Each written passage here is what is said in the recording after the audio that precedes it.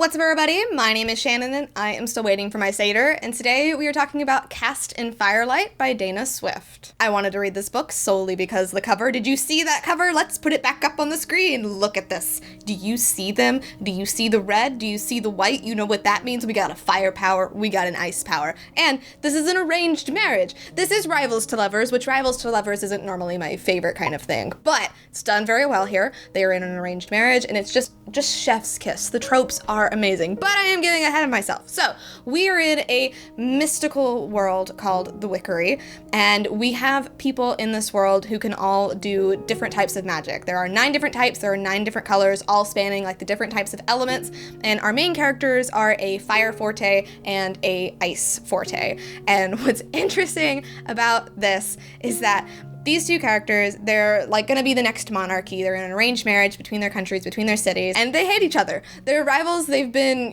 very competitive from the beginning. Like, the first chapter is their meeting, and what happens between Adro and Jotun? She slaps him in the face because he's being arrogant. She's like, I don't like you. Like, this is not okay. Like, whatever. Because he says that she's not a witch, and it's like, it's so good. And they haven't seen each other in like a decade. And finally, Jotun is returning home. He's returning home from school.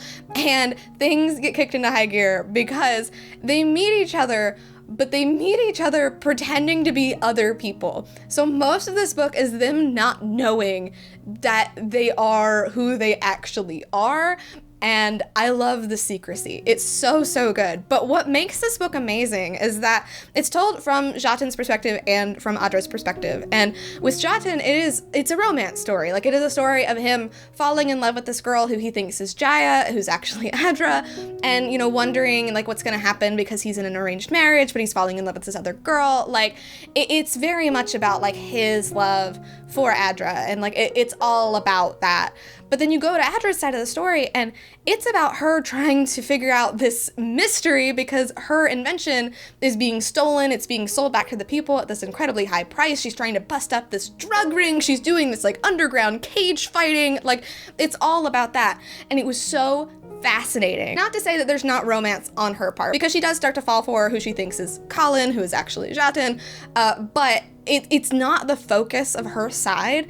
And especially when you get to the climax, like, everything with Jotun's side is about Adra. Like, everything he does is about her. And with her, like, she's got this destiny. Like, she is blessed, like, to be, like, a one-touch forte. Like, she is doing all of these interesting, bigger plot things, and I really, really liked that. I feel like, before, you would have seen it reversed. Like, you would have seen it, all on him, and then she would be, like, all in on the romance, or it would just be all in on the romance, or it would be a little bit lacking. But, like, instead, you get this really soft boy and, like, this girl who's like, no, you're stealing my crap, and I want it back, and I will fight you. And it's just really, really cool. I really enjoyed this book. Like, I devoured it. I was worried that it was going to be a little bit too fluffy, because it is. Like, we get a lot of scenes with, like, them kind of going on little dates, and, like, there's a lot of, like, flirty banter and that kind of stuff, and normally I'm more in it for the angst. Like, we talk about this. Like, I am more in it for the angst. But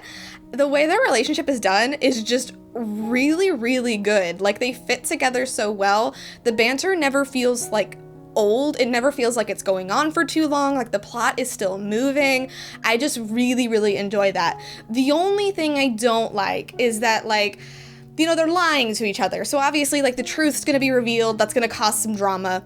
I wish there had been more drama.